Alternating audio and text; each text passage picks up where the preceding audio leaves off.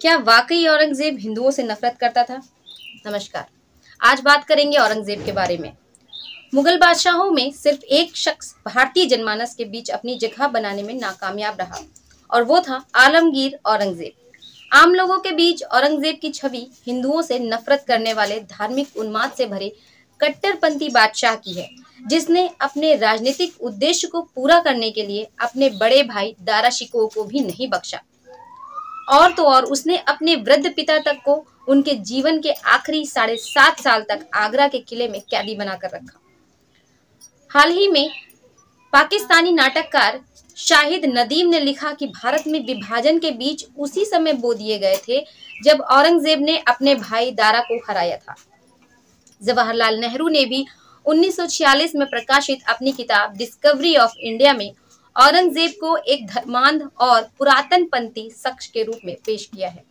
एक अमेरिकी इतिहासकार ऑड्री ट्रेस्चेक के किताब Aurangzeb the man and the myth में बताया गया कि ये तर्क गलत है कि औरंगजेब ने मंदिरों को इसलिए ध्वस्त कराया क्योंकि वो हिंदुओं से नफरत करता था। ट्रेस्चेक, जो कि न्यूयॉर्क के रूटजर्स विश्वविद्यालय में दक्षिण एशिया इतिहास पढ़ाती हैं, वो लिखती हैं कि औरंगजेब की इस छवि के पीछे अंग्रेजों के जमाने के इतिहासकार जिम्मेदार हैं, जो अंग्रेजों की फूट डालो और राज करो नीति के तहत हिंदू मुस्लिम वैमनस्य को बढ़ावा देते थे। इस किताब में वे ये भी बताती हैं कि अगर औरंगजेब का शासन 20 साल कम हुआ होता तो उनका आधुनिक इतिहासकारों ने अलग ढंग से ही आकलन किया होता। औरंगजेब ने 15 करोड़ लोगों पर करीब 49 साल तक राज किया। उनके शासन के दौरान मुगल साम्राज्य इतना फैला कि पहली बार उन्होंने करीब करीब पूरे उपमहाद्वीप को अपना साम्राज्य का हिस्सा बना लिया। ट्रेस्चेक लिखती है कि औरंगजेब को एक कच्ची कब्र में खुलादाबाद महाराष्ट्र में दफन किया गया, जबकि इसके ठीक विपरीत हुमायूं के लिए दिल्ली में लाल पत्थर का मकबरा बनवाया गया था और शाहजहां को आलीशान ताजमहल में दफनाया गया। उनके अनुसार ये गलतफहमी है कि औरंगजेब ने हजारों हिंदू मंदिरों को तोड़ा। ज्यादा से ज्यादा कुछ दर्जन मंदिर ही उनके सीधे आदेश पर तोड़े गए। उनके शासनकाल में ऐसा कुछ नहीं हुआ जिसे हिंदुओं का नरसंहार कहा जा सके। वास्तव में औरंगजेब ने अपनी सरकार में कई महत्वपूर्ण पदों पर हिंदुओं को आसीन किया। औरंगजेब का जन्म 3 नवंबर 1618 को दोहादा में अपने दादा जहांगीर के शासनकाल में हुआ था। वो शाहजहां के तीसरे बेटे थे। उनके 4 बेटे थे और इन सभी की मां मुमताज महल थी। औरंगजेब ने इस्लामिक धार्मिक साहित्य पढ़ने के अलावा तुर्की साहित्य भी पढ़ा और हस्तलिपि विद्या में महारत हासिल की। बाकी मुगल बादशाहों की तरह औरंगजेब भी बचपन से ही धारा प्रवाह हिंदी बोलते थे। कम उम्र से ही शाहजहां के चारों बेटों में मुगल सिंहासन पाने की होड़ लगी हुई थी।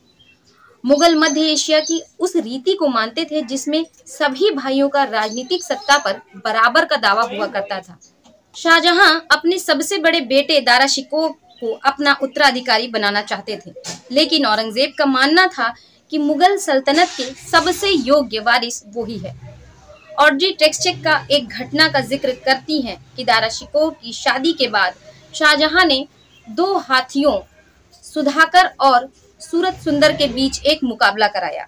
ये मुगलों के मनोरंजन का पसंदीदा साधन हुआ करता था। अचानक सुधाकर घोड़े पर सवार औरंगजेब की तरफ अत्यंत क्रोध में दौड़ा। औरंगजेब ने सुधाकर के माथे पर भाले से वार किया, जिससे वो और भी क्रोधित हो गया। उसने घोड़े को इतनी जोर से धक्का दिया कि औरंगजेब जमीन पर आ गिरे। प्रत्यक्षदर्शियों ने, जिनमें से उनके भाई सुजा और राजा जयसिंह शामिल थे, उन्होंने औरंगजेब को बचाने की कोशिश की, लेकिन अंततः दूसरे हाथी श्याम सुंदर ने सुधाकर का ध्यान बटाया और उसे मुकाबले में दोबारा खींच लिया। इस घटना का जिक्र शाहजहां के दरबार के कवि अबू तालिब खान ने अपनी कविताओं में भी किया है। एक और इतिहासकार अकील खान रजी अपनी किताब वकीयते आलमगीर में लिखते हैं कि इस पूरे मुकाबले के दौरान दारा शिकोह पीछे खड़े रहे और उन्होंने औरंगजेब को बचाने की कोई भी कोशिश नहीं की। शाहजहां के दरबारी इतिहासकारों ने इस घटना को नोट किया और इसकी तुलना 1610 में हुई घटना की, जब शाहजहां ने अपने पिता जहांगीर के सामने एक खूंखार शेर को काबू में किया था। एक और इतिहासकार कैथरीन ब्राउन अपने एक लेख डिड औरंगजेब बैन म्यूजिक में लिखती है, औरंगजेब अपनी मौसी से मिलने बुरहानपुर गए थे, जहां हीराबाई जैनाबादी को देखकर उनका दिल उन पर आ गया। हीराबाई एक गायिका और नर्तकी थी। औरंगजेब ने उन्हें एक पेड़ से आम तोड़ते देखा और उनके दीवाने हो गए। इश्क इस हद तक परवान चढ़ा कि वो उनके कहने पर कभी ना शराब पीने की अपनी कसम तोड़ने के लिए भी तैयार हो गए। लेकिन जब औरंगजेब शराब का घूंट लेने ही वाले थे कि हीराबाई ने उन्हें रोक दिया। लेकिन 1 साल बाद ही हीराबाई की मौत के साथ इस प्रेम कहानी का अंत हो गया। हीराबाई को औरंगाबाद में दफनाया गया। भारतीय इतिहास का एक बड़ा सवाल ये है कि अगर कट्टरपंथी औरंगजेब की जगह उदारपंथी दारा शिकोह छठे मुगल सम्राट बने होते तो क्या होता। ऑड्री टेक्स्टिक इसका जवाब देते हुए कहती हैं कि वास्तविकता ये है कि दारा शिकोह मुगल साम्राज्य को चलाने या जीतने की क्षमता नहीं रखते थे। भारत के ताज के लिए चारों भाइयों में संघर्ष के दौरान बीमार सम्राट के समर्थन के बावजूद दारा औरंगजेब की राजनीतिक समझ और तेज तर्रारी का मुकाबला नहीं कर पाए। 1658 में औरंगजेब उनके छोटे भाई मुराद ने आगरा के किले को घेर दिया। तब उनके पिता शाहजहां किले के अंदर ही थे। उन्होंने किले की पानी की सप्लाई रोक दी। कुछ ही दिनों में शाहजहां ने किले का दरवाजा खोलकर अपने खजाने, हथियारों और अपने आप को अपने दोनों बेटों के हवाले कर दिया। अपनी बेटी को मध्यस्थ बनाते हुए शाहजहां ने अपने साम्राज्य का 5 भाग विभाजित करने की आखिरी पेशकश की, जिसे 4 भाइयों और औरंगजेब के सबसे बड़े बेटे मोहम्मद सुल्तान के बीच बांटा जा सके। लेकिन औरंगजेब ने उसे स्वीकार नहीं किया। जब 1659 में दारा शिकोह को उसके एक विश्वस्त साथी मलिक जीवन ने पकड़वाकर दिल्ली भिजवाया तो औरंगजेब ने उन्हें और उनके 14 साल के बेटे सिफर शिकोह को सितंबर की उमस भरी गर्मी में चिथड़ों में लिपटाकर खुजली की बीमारी से ग्रस्त हाथी पर बैठाकर दिल्ली की सड़कों पर घुमाया और उनके पीछे नंगी तलवार लिए एक सिपाही चल रहा था कि अगर वो भागने का प्रयास करे तो उनका सिर धड़ से अलग कर दिया जाए। उस समय भारत के दौरे पर आए इटालियन इतिहासकार निकोलाई मनुची ने अपनी किताब स्टोरिया दो मैर्गो में लिखा, दारा की मौत के दिन औरंगजेब ने उनसे पूछा था कि अगर उनकी भूमिकाएं बदल जाएं तो तुम क्या करोगे।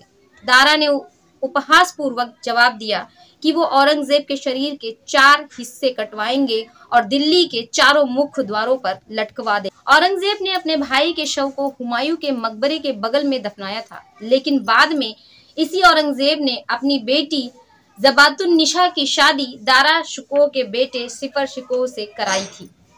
औरंगजेब ने अपने पिता शाहजहां को उनके जीवन के आखिरी 7.5 साल में आगरा के किले में कैद रखा, जहां अक्सर उनके साथ उनकी बड़ी बेटी जहानारा दिया करती थी।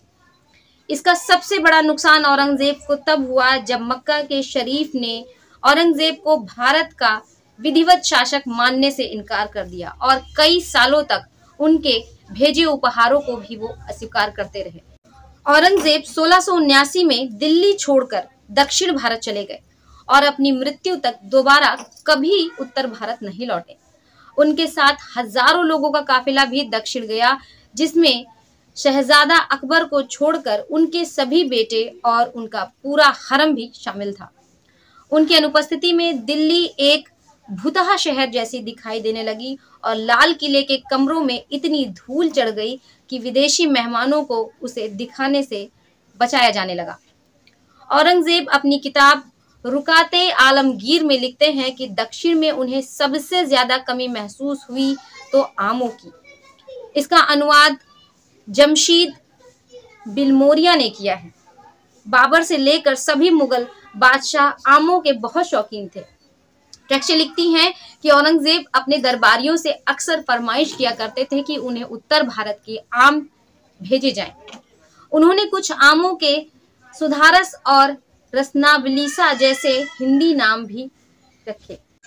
सन 1700 में अपने बेटे शहजादे आलम को लिखे पत्र में औरंगजेब ने उसे उसके बचपन की याद दिलाई जब उसने नगाड़े बजाने की नकल करते हुए औरंगजेब के लिए एक हिंदी संबोधन का प्रयोग किया था, बाबा जी धुन धुन। अपने आखिरी दिनों में औरंगजेब अपने सबसे छोटे बेटे कामबख्श की मां उदयपुरी के साथ रहे, जो एक गाने वाली थी। अपनी मृत्युशैया से कामबख्श को एक पत्र में औरंगजेब ने लिखा कि उनकी बीमारी में उदयपुरी उनके साथ रह रही है और उनकी मौत में भी उनके साथ रहेगी।